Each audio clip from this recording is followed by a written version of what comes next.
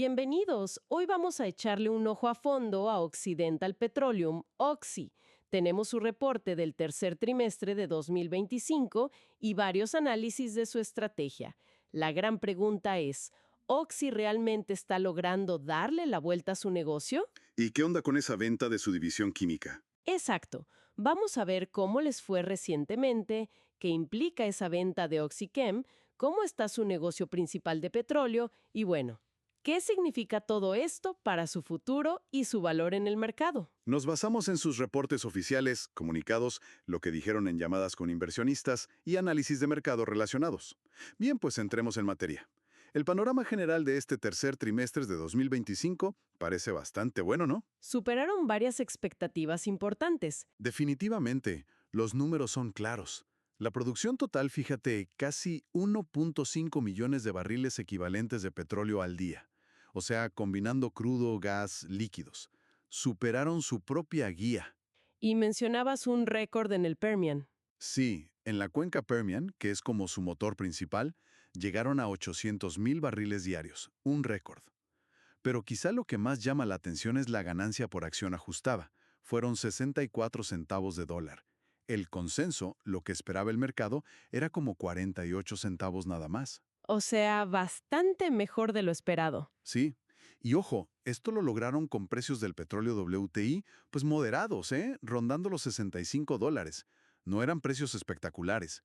Y los precios de los líquidos del gas natural, los NGLs, de hecho iban a la baja. Entonces, a ver, si no fueron los precios súper altos del petróleo, ¿qué fue lo que impulsó ese resultado tan bueno? Ah, pues ahí está el punto clave. La eficiencia interna. O sea, Oxy está haciendo muy bien la tarea en controlar costos, en optimizar su producción. Parece que no dependen solo de que el barril esté carísimo, no. De hecho, reportaron su costo operativo trimestral por barril más bajo desde 2021. ¿En serio? ¿El más bajo desde 2021? Sí, y eso en un entorno con inflación, pues dice mucho de su disciplina, ¿no? Claro. Y hablando de disciplina y estrategia, pues el notición fue la venta de OxyChem, su división química. Exacto. Se la vendieron a Berkshire Hathaway, la de Warren Buffett, por unos 9.700 millones de dólares, en efectivo. Y esperan cerrar el trato antes de que acabe el año, ¿verdad? Eso dijeron. Y bueno, las implicaciones son enormes. Es una jugada que les cambia el panorama. ¿En qué sentido? Pues lo principal es que acelera brutalmente el desapalancamiento, o sea, el pago de su deuda. Planean usar como 6.500 millones de dólares ya después de impuestos para liquidar deuda. El objetivo es muy claro. Quieren bajar su deuda principal a menos de 15.000 millones de dólares. ¿Y cómo andaban antes de esta venta? Mucha gente recuerda que se endeudaron fuerte con la compra de Anadarko. Uf, sí. Al cierre de septiembre la deuda andaba por los 20.800 millones. Pero ojo, ya habían pagado más de 8.000 millones en los últimos 16 meses. O sea, ya venían trabajando en eso. Entiendo. Pero esta venta es como el empujón final que necesitaban. Además, fíjate, se van a ahorrar más de 350 millones de dólares al año, solo en intereses. ¡Wow! Ese es un respiro financiero gigante. Sí, la verdad que sí. Y estratégicamente, ¿cómo cambia a Oxy esta venta? Pues la consolida como una empresa de energía, digamos, más pura, muy enfocada en exploración y producción, la EIP, de alto margen, sobre todo en Estados Unidos, y también en sus proyectos estos de bajas emisiones. Pierden la diversificación que les daba la química, supongo. Sí, pierden eso, lo cual podría hacer que sus flujos de efectivo sean un poquito más volátiles, más pegados al precio del petróleo. Pero ganan enfoque, claridad estratégica. La CEO, Vicky Holub, lo dijo claro, ¿no? Dijo algo como que Oxy ahora es principalmente una compañía estadounidense con activos de muy alta calidad y alto margen. Exacto. Ese parece ser el mensaje y el plan. Bueno, entonces vayamos justo a ese corazón del negocio, la exploración y producción. Mencionaste el récord en el Permian. ¿Qué más destaca de su operación petrolera? Pues mira, la operación en Estados Unidos es la dominante. Es el 83% de su producción total, casi 1.23 millones de barriles diarios equivalentes. El Permian es la estrella, con esos 800,000, como decíamos, pero también tienen buena producción en las rocallosas, casi 290,000 barriles, y en el Golfo de México unos 140,000. Ahí en el Golfo, de hecho, tuvieron récord de tiempo operativo, o sea, las plataformas funcionando sin parar. Impresionante. ¿Y todo esto a qué costo?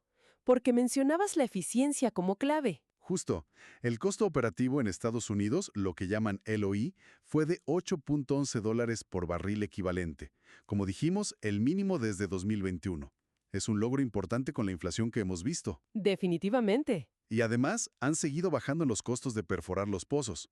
En lo que va del año, comparado con 2024, es un 14% menos en el Permian y un 12% menos en las Rocallosas. ¿Y la inversión? ¿Están gastando mucho? Mantuvieron la inversión de capital, el CAPEX, bastante en línea. Fueron como 1.730 millones en el trimestre. Disciplinados, parece. A ver, profundicemos un poco más en el Permian, que es la joya de la corona. ¿Qué están haciendo ahí para sacar esos resultados? Están siendo muy listos, la verdad. Por ejemplo, en la cuenca de Delaware, se están enfocando en desarrollar zonas que no son las principales, las secundarias, pero aprovechando infraestructura que ya tienen. Y sus pozos ahí están rindiendo como un 10% más que el promedio de la industria. Interesante estrategia. Y en la otra cuenca importante, la Midland, especialmente en la zona de Barnett que adquirieron hace no tanto, los resultados son buenísimos. Han bajado el costo por pozo un 38% desde 2023. Un 38%. ¡Wow! Y producen casi un 20% más que sus vecinos en áreas similares. Le están sacando mucho jugo a esos activos. ¿Y qué hay del famoso precio de equilibrio? O sea, ¿a cuánto necesitan vender el barril para que esos pozos ganen dinero? Ahí está una de las claves más fuertes, yo creo. Han mejorado tanto la eficiencia en esa zona de Barnett que el precio de equilibrio promedio, o sea, lo mínimo que necesita costar el petróleo WTI para que esos pozos sean rentables, está ahora por debajo de los $35 por barril. Menos de $35. Eso te da un margen enorme con los precios actuales, ¿no? Exactamente. Es un colchón gigantesco. Esa combinación de costos operativos bajos y puntos de equilibrio tan competitivos es lo que les permite tener márgenes muy saludables. Incluso si el petróleo WTI bajara, digamos a 55 o $60, que son los precios conservadores que ellos mismos usan para planear el 2026, seguirían ganando bien.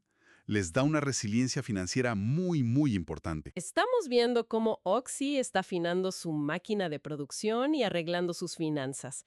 Este tipo de análisis así detallado de una compañía, viendo su estrategia, sus operaciones, es algo que nos gusta mucho hacer. Y queremos saber si a quienes nos escuchan les resulta útil este formato. Si hay otros sectores, otras empresas específicas que les gustaría que analizáramos así a fondo, por favor, déjenos un comentario. Nos encantaría saber qué les interesa explorar. Bueno, continuando con Oxy, más allá de la perforación tradicional, del shale, decías que tienen como otro as bajo la manga, ¿no? Algo que los puede diferenciar a largo plazo. Así es. Estamos hablando de la recuperación mejorada de petróleo, la EOR, por sus siglas en inglés, y también sus iniciativas en tecnologías de bajas emisiones, lo que llaman Low Carbon Ventures o LCV. A ver, explícanos eso de la EOR. ¿Qué tiene de especial? Bueno, por sus siglas en inglés significa Enhanced Petroleum Recovery, o recuperación mejorada de petróleo. Generalmente se usa para obtener el petróleo existente en el interior de la reserva, usando métodos químicos o gases inertes, como para aumentar la prospectiva petrolera. Bueno, específicamente la que llaman recuperación mejorada no convencional, o UEOR. Oxy cree que solo en el Permian, con esta técnica, tienen un potencial adicional de más de 2.000 millones de barriles equivalentes de petróleo. Imagínate. 2.000 millones más. Es muchísimo. Sí, se suma a su base de recursos que ya de por sí es gigante. Y ojo, no es pura teoría, ¿eh? Los proyectos piloto que han hecho muestran aumentos de producción de más del 45%, y los primeros proyectos ya comerciales hasta un 100% de aumento, de uplift. Suena muy bien en términos de producción, pero ¿y el dinero? ¿Es rentable? Parece que sí, y mucho. Calculan que cada proyecto de estos puede generar unos $100 millones de flujo de caja libre acumulado en 10 años. Y las tasas internas de retorno, la TIR, andan entre el 25% y el 35%, o incluso más. Y esto considerando un precio del WTI de $60, que es conservador. Muy atractivo. Pero lo verdaderamente disruptivo, yo creo, es otra cosa. ¿El qué? La tasa de declive. O sea, ¿cuánto baja la producción de esos pozos cada año? En estos proyectos UEOR, estiman que la tasa de declive anual es de solo el 7%. 7%. A ver, compáralo con un pozo de shale normal. Pues un pozo de shale típico puede perder un 30%, 40% o hasta más de su producción en el primer año. Es una caída brutal. ¡Wow! ¿7% contra 30-40%? Eso cambia totalmente el juego de la inversión, ¿no? Totalmente. Piensa lo que significa. No necesitas estar reinvirtiendo cantidades masivas de capital cada año solo para mantener tu producción estable, para compensar esa caída. Te permite planear una producción más estable o incluso con un crecimiento leve, de hecho. Su guía para 2026 es entre plano y un plus 2%, pero con un CAPEX mucho más controlado, más predecible. Eso es oro molido para la sostenibilidad del flujo de caja libre a largo plazo. Entendido. Y aquí es donde se conecta la otra parte que mencionaste, Low Carbon Ventures, LCV. ¿Cómo encaja esto? La conexión es, pues, directa. LSB, que por cierto también superó sus metas de ingresos este trimestre, está desarrollando proyectos muy interesantes. El más famoso es Stratos. ¿Estratos? ¿Qué es eso? Es una planta de captura directa de aire, DAC por sus siglas en inglés. O sea, saca CO2 directamente de la atmósfera. Y ya avanzaron bastante, ¿eh? Construyeron las primeras líneas, están haciendo pruebas y, algo súper importante, ya obtuvieron los permisos clase 6. ¿Permisos clase 6? ¿Eso para qué sirve? Son los permisos que necesitas para poder inyectar y almacenar ese CO2 de forma segura y permanente bajo tierra. Es clave para que el modelo funcione y sea creíble. Entonces, la idea es que LSB, con proyectos como Stratos, puede proveer el CO2 que se necesita para la técnica UEOR que explicamos antes. Ah, ya veo. Se cierra el círculo. Exacto. Crean un ciclo. Capturan CO2 del aire, lo usan para sacar más petróleo de forma más eficiente y, crucialmente, luego lo almacenan de forma permanente. Buscan un modelo de negocio que sea circular y de bajas emisiones. Esto los posiciona muy bien de cara a la transición energética, ¿no? Pueden acceder a créditos fiscales, a mercados de carbono Justo. Tiene mucho potencial estratégico. y también de cara a inversionistas que se fijan mucho en los criterios ESG, ambiental, social y de gobernanza. Claro. Ahora, también hay que ser realistas, ¿verdad? Ejecutar proyectos tan nuevos y a esta escala como Stratos, pues siempre tiene sus riesgos. No es un camino garantizado al 100%. Hay que ver cómo lo logran. Muy bien. Pasemos ahora a los números financieros más duros del trimestre. ¿Cómo se vieron los ingresos y las ganancias? Pues mira, los ingresos totales del trimestre fueron de 6.720 millones de dólares. Fue un poquito menos que el mismo trimestre del año pasado, pero eso fue principalmente por menores precios del gas natural y de los NGLs. Los volúmenes de producción, como ya vimos, de hecho, subieron. ¿Y el precio del crudo? El precio promedio del crudo que vendieron fue de casi $65 por barril a nivel mundial. En cuanto a la ganancia neta, la final, fue de 661 millones de dólares o 65 centavos por acción. Y la ganancia ajustada, que es la que quita elementos extraordinarios o no recurrentes, fue muy parecida, 649 millones o 64 centavos por acción. Que sean tan similares es buena señal, ¿no? Sí, es bueno. Indica que la ganancia que reportan refleja bastante bien la operación central del negocio, sin muchos ajustes raros. ¿Y el flujo de caja? Que al final del día es lo que más importa para pagar deuda, invertir, regresar dinero a los accionistas. Generaron un flujo de caja operativo antes de cambios en capital de trabajo, CFFO antes de WC le dicen, de 3.200 millones. Y el flujo de caja libre antes de capital de trabajo, FCFO antes de WC, fue de casi 1.500 millones. Siempre usan esa métrica, antes de capital de trabajo. ¿Por qué es importante? Es útil porque te da una visión más estable de cuánto efectivo real está generando la operación central. Elimina la volatilidad que a veces meten los movimientos de corto plazo en las cuentas por cobrar, las cuentas por pagar, los inventarios. Te da una foto más limpia del poder de generación de efectivo del negocio subyacente. Entendido. Bueno, con ese flujo de caja y la venta de OxyChem, volvemos al tema de la deuda. Mencionaste que pagaron 1.300 millones en el trimestre. Sí, y eso dejó la deuda principal cerca de los 20.800 millones. Pero como decíamos, con el dinero de la venta de OxyChem, esa meta de bajarla de 15.000 millones parece, pues, muy al alcance, ¿no? Parece que sí. ¿Y qué pasa cuando lleguen a esa meta? Ah, pues ese es el punto clave. La directiva ha sido muy clara. Alcanzar esa meta de menos de 15.000 millones es el gatillo, el disparador, para empezar a mejorar significativamente el retorno a los accionistas. Una vez que lleguen ahí, esperan lanzar un programa de recompra de acciones. Dicen que será oportunista y multianual, además de seguir con un dividendo que vaya creciendo poco a poco. O sea, más dinero de vuelta para los que invierten en Oxy. Exacto. Y también está por ahí, a más largo plazo, la posibilidad de redimir las acciones preferentes que tiene Berkshire Hathaway, lo cual empieza a ser posible a partir de 2029. Es otro paso para limpiar el balance. ¿Y qué hay de las inversiones futuras? El CAPEX. ¿Van a seguir gastando mucho o se van a apretar el cinturón? Pues parece que la disciplina se mantiene firme. De hecho, ya bajaron la previsión de CAPEX para todo este año 2025 en unos 300 millones de dólares. Y la guía que dieron para el CAPEX de 2026 es de entre 6.300 y 6.700 millones. Pero lo interesante, fíjate, es que ese plan está calculado asumiendo un precio del petróleo WTI muy conservador, entre 55 y 60 dólares por barril. Eso es súper importante.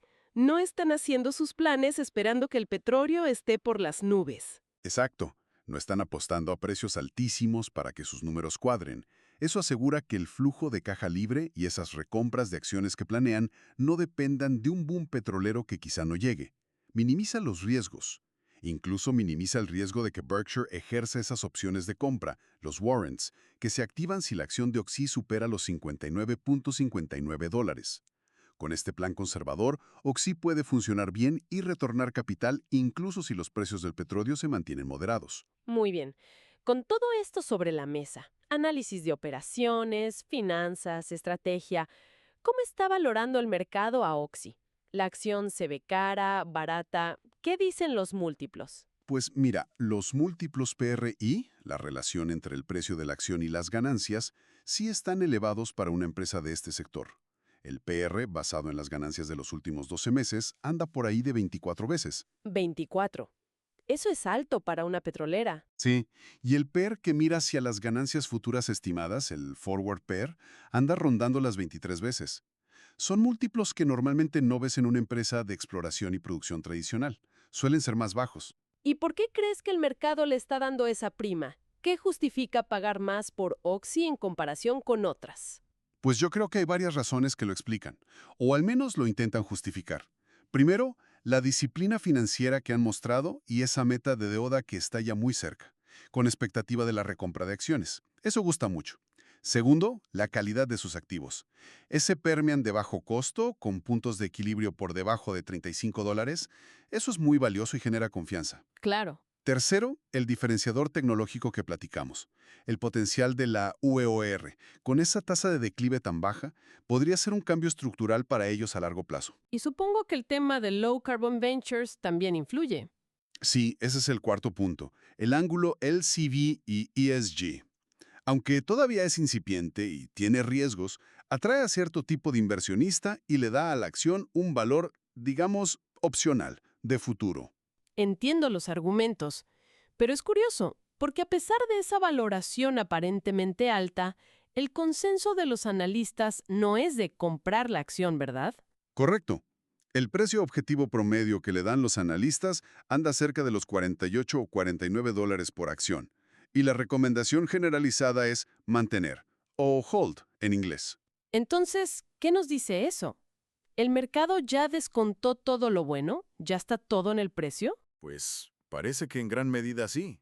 El mercado ya ha puesto en precio, ya ha descontado, como dices, gran parte del beneficio de la disciplina financiera que ya lograron y la calidad de los activos que tienen ahora.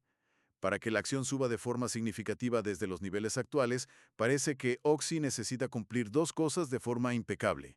Uno, alcanzar esa meta de deuda por debajo de los 15.000 millones, sí o sí. Y dos, ejecutar con éxito, sin retrasos ni problemas mayores, los proyectos comerciales de Wour y, sobre todo, el gran proyecto Stratos de captura de carbono. O sea, la ejecución es clave ahora. Totalmente.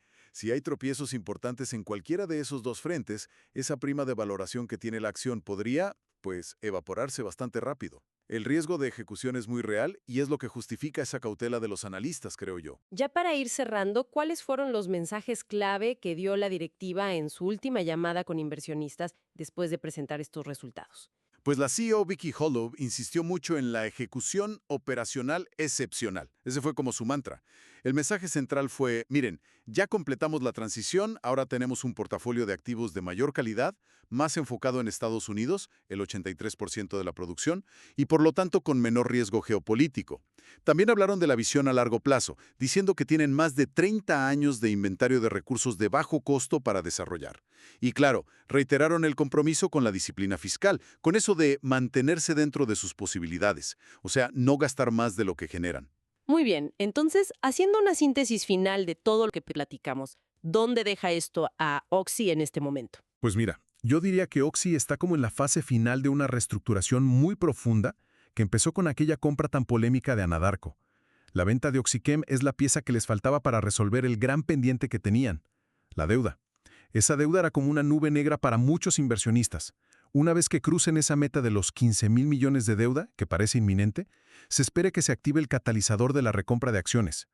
Y su valor ahora mismo reside, fundamentalmente, en la calidad y el bajo costo de sus activos petroleros, sobre todo en el Permian, y en su capacidad ya demostrada de generar bastante efectivo incluso con precios del petróleo moderados, como esos $55-60 que usan para planear.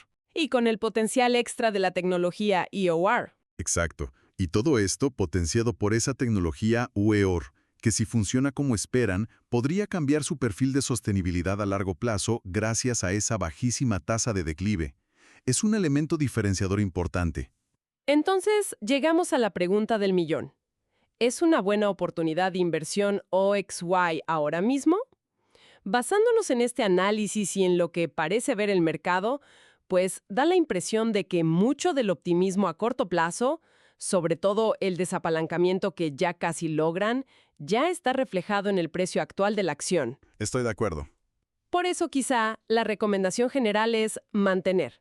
Sugiere cierta cautela, ¿no? Como que ya no es una ganga obvia. Exacto. El potencial de que la acción siga subiendo de forma importante desde aquí parece depender críticamente de la ejecución.